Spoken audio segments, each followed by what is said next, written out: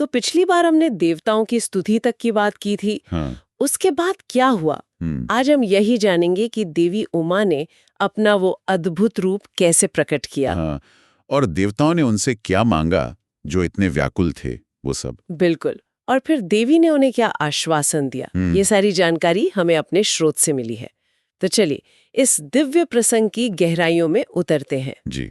और ये समझना जरूरी है कि ये सिर्फ एक देवी के दोबारा प्रकट होने की कहानी नहीं है जी। ये उस समय की जो देवताओं की स्थिति थी, हाँ। उनकी व्याकुलता, हाँ। और कैसे ब्रह्मांडी व्यवस्था में देवी का होना अनिवार्य है, ये उसको दिखाता है। हाँ, मतलब उनकी वापसी इतनी जरूरी क्यों हो गई थी? बिल्कुल। इसी सवाल का जवाब हमें आगे मिलता है।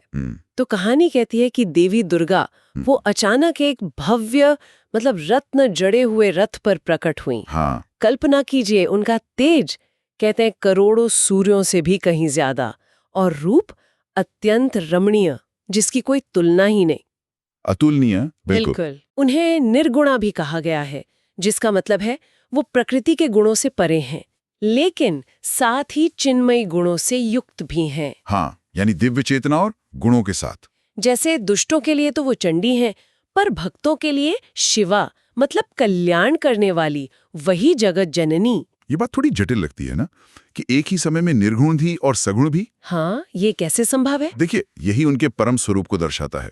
वो सृष्टि का सूक्ष्मतम आधार भी हैं, जो गुणों से परे है, और वही प्रकट रूप में दिव्य गुणों के साथ सामने भी आती हैं। अच्छा। वो पालन भी करती हैं, और फिर प्रलय के समय, जैसा आपने कहा, महानिद्रा बनकर सब कुछ समेट भी लेती हैं। तो ये विरोधाभास नहीं है, ये उनकी पूर्णता है एक तरह से। समझ गई, ये उनकी समग्रता है। खैर, देवता तो पहले उनके तेज को देखकर मतलब उन्हें ठीक से देख भी नहीं पाए थे। हाँ, चौंधिया गए होंगे बिल्कुल। फिर जब उन्होंने प्रार्थना की, तब जाकर देवी स्पष्ट रूप से दिखी, और तब विष्णु और दूसरे देवताओं ने अपनी पूरी व्यथा सुनाई। जी। उन्होंने देवी को उनके पिछले जन्म यानी सती रूप की याद दिलाई। बताया कि कैसे पिता दक्ष के यज्ञ में अपमानित होने पर उन्होंने अपना शरीर छोड़ दिया था। और ये भी बताया कि उनके जाने के बाद से क्या स्थिति हो गई है। हाँ, कि भगवान शिव कितने दुखी हैं, एकदम विरक्त हो गए हैं, योगी जैसे, और देवताओं का कोई काम वो बन ही नहीं पा रहा है। हाँ।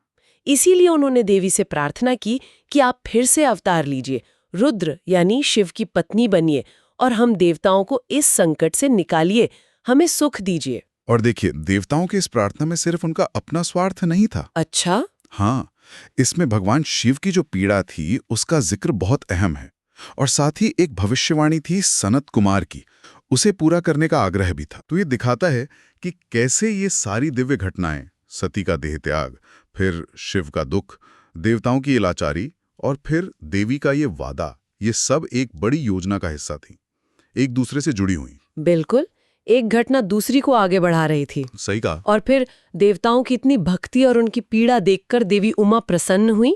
वो मुस्कुराई और बोली। हाँ, क्या कहा उन्होंने?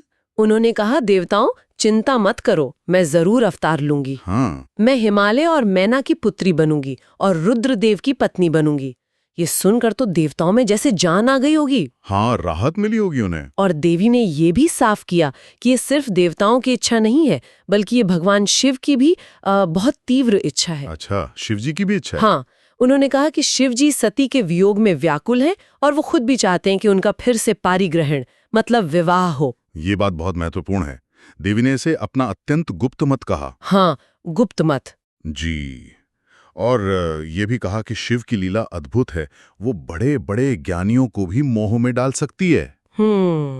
तो इससे संकेत मिलता है कि देवी का यह अवतार लेना, ये सिर्फ देवताओं की जरूरत पूरी करना या किसी भविष्यवाणी को सच करना भर नहीं था। तो फिर क्या था? ये शिव जी का जो गहरा प्रेम था, उनका वियोग, उनकी पीड़ा और देवी की अपनी इच्छा, इन सब का मिला जुला परिणाम था। मतलब ये दिखाता है कि कैसे ब्रह्मांडीय आवश्यकताएं और व्यक्तिगत दिव्य भावनाएं वो एक साथ काम करती हैं। बिल्कुल सही कहा आपने, बहुत गहरा अर्थ है इसमें। तो खैर, देवी ने देवताओं को ये आश्वासन दिया, और फिर वे अंतर्धान हो गईं, अपने लोक चली गईं। और देवता और मुनि वो भी प्रसन्न मन से एक नई उम्मीद के साथ अपने अपने धाम लौट गए। तो इस पूरी चर्चा से अगर हम सार निकालें तो मुख्य बात क्या उभर कर आती है? मेरे ख्याल से मुख्य बात यही है कि देवी ने देवताओं के संतोष के लिए और शायद उससे भी बढ़कर भगवान शिव के संतोष और प्रेम के लिए हिमालय और मैना की पुत्री के रूप में फिर से जन्म लेने का वचन दिया। हाँ। और ये प्रसंग हमें एक गहरे सवाल पर सोचने को भी मजबूर करता है क्या सवाल? कि क्या ये दिव्य घटनाएं सिर्फ बाहरी जरूरतों से प्रेरित होती हैं, जैसे देवताओं के काम बनाने हैं या भविष्यवाणियां सच करनी हैं, या फिर उनमें शिव का वो गहरा दुख, देवी का उनके प्रति वो प्रेम, ये जो व्यक्तिगत और भावनात्मक पहलू हैं, क्या उनका भी उतना ही या शायद उससे भी ज्यादा योगदान होता है? ये सोचने वाली बात है। हाँ, ये संतुलन, जहां ये बड़ी ब्रह्मांडीय जरूरतें और वो गहरी व्यक्तिगत दिव्य भावनाएं मिलती हैं, शायद यही सृष्टि के चलने का एक बड़ा रहस्य है। इस पर विचार करना वाकई दिलचस्प होगा।